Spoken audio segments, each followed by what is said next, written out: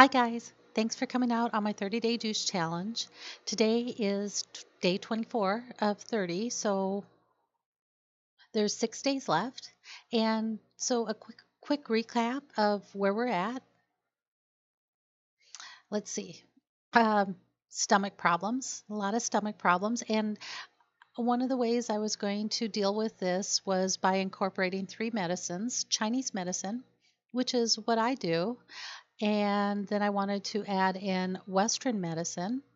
And then I wanted to add in some sort of functional or nutritional information, such as food sensitivity tests. Well, the Western medicine is out another 30 days, so not going to be able to use that for this first 30 days of the juice challenge. Chinese medicine, we've been using that a lot, and we use that for an initial diagnosis and to put together initial plans on how I was going to address this. We used it also for food choices as we put together the juice plan. And then there was the food sensitivity test, and that one, because it looked like they weren't a real company and my tests were nowhere to be found. I had asked them for a refund maybe about 4 or 5 days ago. Surprise! Guess what happened? I got those results. And, I was wondering if they were really my results because last I talked to them, my test was nowhere to be found, and suddenly it's in my mailbox. So I was really wondering if it was my results. But I can say I am pleasantly surprised. I actually found the test really, really useful and helpful and informative. So it's definitely a test that I would suggest or recommend you get. It's not that expensive. They always are running specials. So let's look at my results and see what happened. Okay. Okay, so let's look at my food sensitivity test. And mine, I did one of those hair samples that you can do online. So here we go. They The test was actually more than I thought it was going to be. There's 3 tests in there. One, which is what they call their nutritional shortfalls, which are vitamins and minerals which show up short. Second one is heavy metals, which is metals which are too high in the body. And a third one is foods and non-foods that you're sensitive to. So I really thought that this was going to be just this result. Um, I just thought we were going to do a foods test. So, I feel like I kind of got a bonus with the heavy metals and with the nutritional shortfalls. So first, let's look at the food intolerances, which was what I thought I was going to get first. And this side is what they call the non-food, and this one's the food ones. And what was interesting to me was there's things on the food side: pork and peppermint and red kidney beans. These things I've hated my whole life, and I show pretty sensitive to all of those. And then if we look at this list, it's a list of a whole lot of things that I'm eating right now. So, I've been, they always say yogurt's so good for you. And um, so I've been trying to do yogurt, and apparently that's just not ever going to be good for me.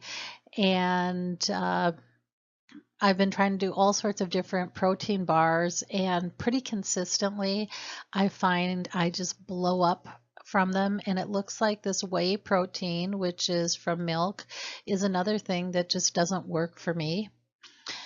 And you know how you're always told, eat your vegetables, we're supposed to eat brown bread or whole wheat bread. So I had switched a long time ago to whole wheat bread. We always eat it. We actually use Dave's bread, which seems to be a really good product, but I never really liked it. But I figured it was because, when you're kids, you don't like things that are good for you. Well, apparently that's not the truth of it. I don't like it because it doesn't work with me. And then what's interesting is I do cranberry juice. I don't like that. This has been my snack of choice over the last few months. Apparently, that doesn't work for me. Um, I mistakenly think I love endive. And Fuji and Granny Smith apples are my two apples of preference. And I use honey a lot as a natural sweetener. So I'm going to switch to agave or maple syrup or something like that. And the other one that kind of bums me out is radish. I like radishes, so I'll play around with that. So on this food list, what was interesting is there's things that I hate and there's things that I use a lot. And the one that I'm keeping in mind down here is the sunflower oil because it's a cheap oil. They use it in a lot of, a lot of what I'm going to call our fake foods, which is anything that comes in a package. And so I think that kind of explains why I have such a hard time with fake foods. And then we have these two, xanthan gum and canuba wax, which is, in a lot of our fake foods. And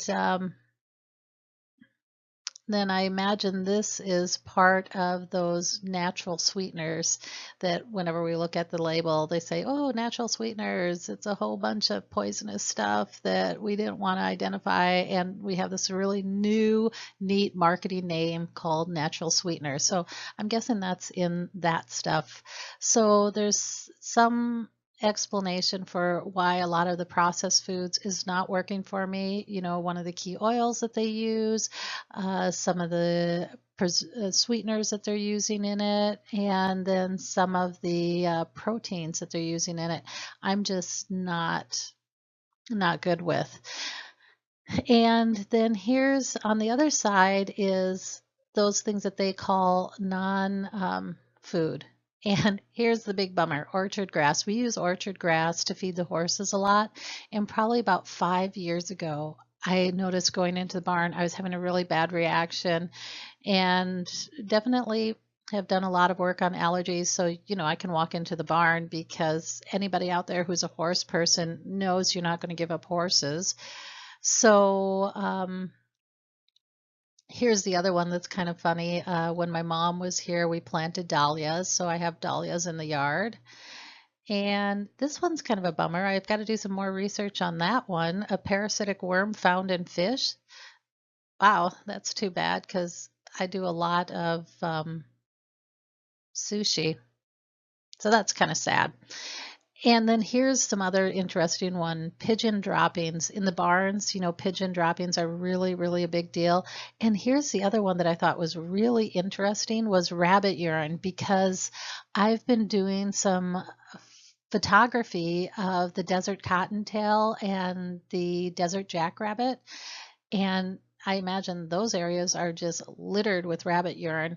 And it's true. I was watching when I went out to photograph them this time, and I could tell right away that, yeah, my throat gets tight. I get a bit of a dry cough. So apparently I am sensitive to that. And here's the really funny one, strawberries.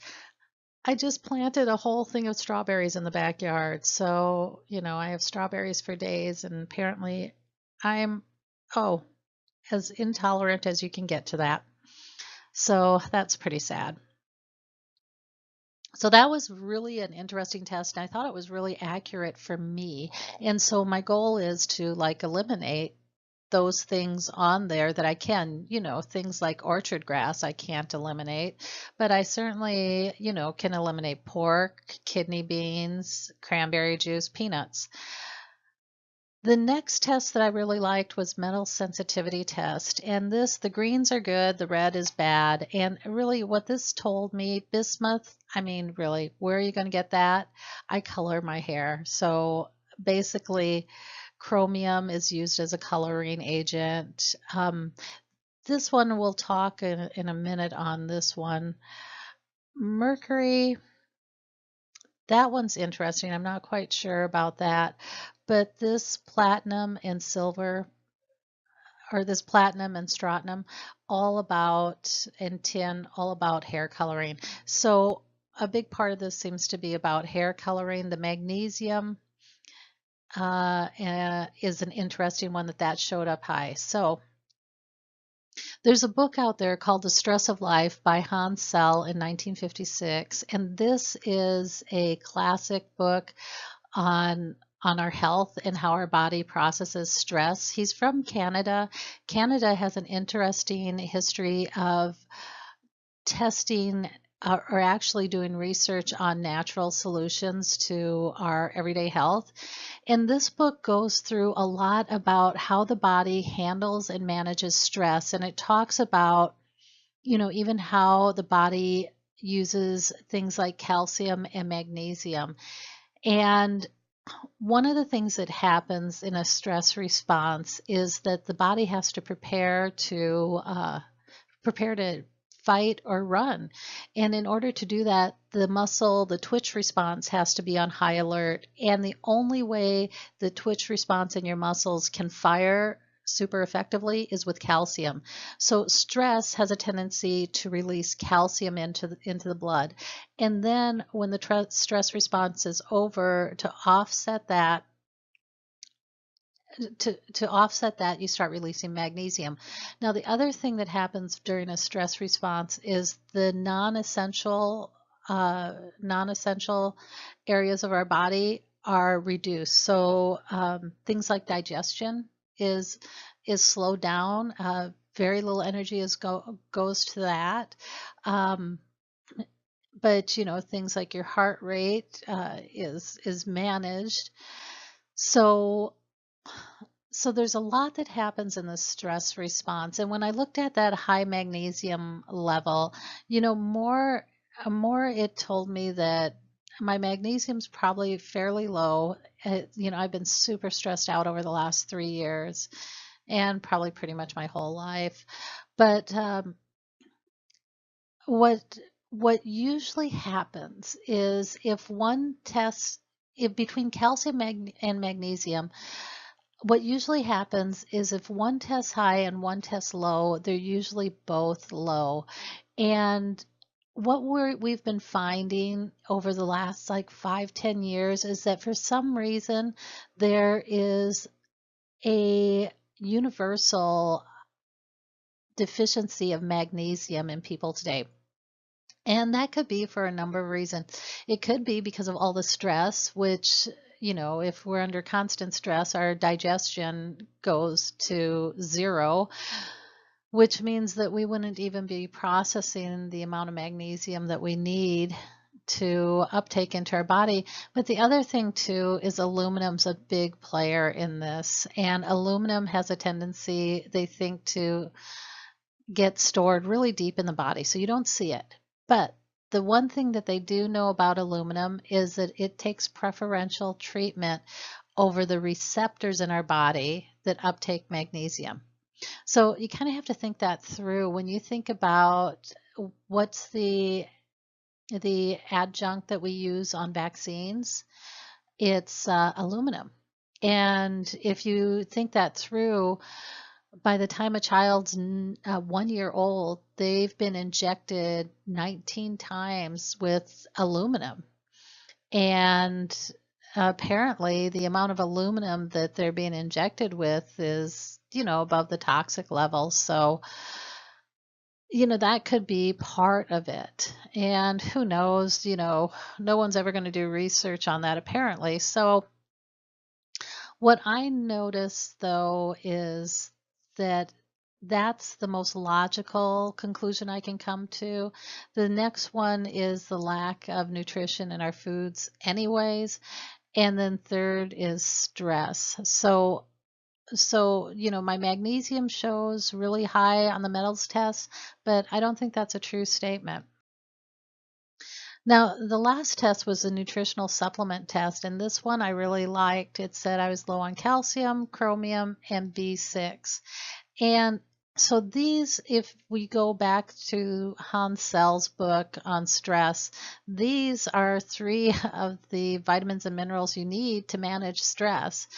So, and especially the B6. So my thoughts are, if my calcium shows low, my magnesium is going to be low. Chromium and B6, I would never have figured to supplement additional with chromium. There's no test that I can point to that says, oh, chromium's low for you. This is the only one that's done it. And chromium has a lot of really interesting applications in the body. It's kind of hard to find because there's not a lot of research on it, but chromium and B6 work together. And chromium is about your sleep cycle, and or at least one of the things is about your sleep cycle. It also works with your digestion and digesting carbs. So what I did, I thought this test was really, really positive. I took it to heart, and I'm using this to change my plan. I'm adding in calcium and magnesium. These two metals, usually work together in the body, and usually if one's low, they're both low. It would be really unusual for one to be low and the other one to be honestly high. And so I added in supplementing these two. I added in a chromium and vitamin B6 supplement. And the unique thing about chromium, you can't do this all the time, but with chromium, if you're short on it, you can just supplement with that. Whereas if you're short on other things like potassium or salts, you usually have to supplement a few different things. You have to go about it indirectly because there's other things that are blocking why you can't take up the metal or mineral that you're missing. Chromium doesn't have that problem. So I got a really strong chromium supplement. It's about 5 times the RDAs. And then I also added in a mega dose of B6, which is 20 micrograms. So I think the RDA is like 1 microgram on the B6. And I also added in a B complex, because usually if you're low on one B, you're low on all of them. And the Bs they work together. They need each other. And so if, it doesn't really matter if I heavy supplement B6, if I don't have what else it needs to process through your body, it's like not taking B6 at all. So then the last thing is I am slowly avoiding the items on the food and non-food sensitivity tests. So that is what happened with that plan. I was pretty excited about it.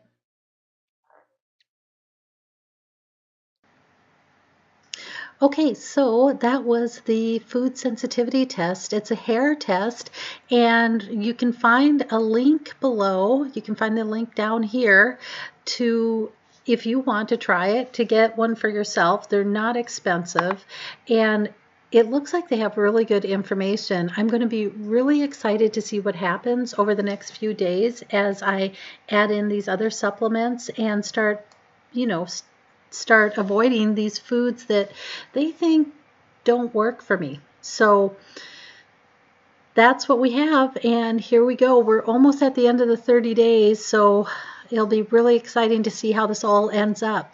Okay, hey, thanks so much for watching, and hey, if you like this, or if you got any information that was informative or helped you make decisions for yourself, please give me a like, a subscribe, and I look forward to seeing you the next time. So until the next time, I'll catch you on the other side.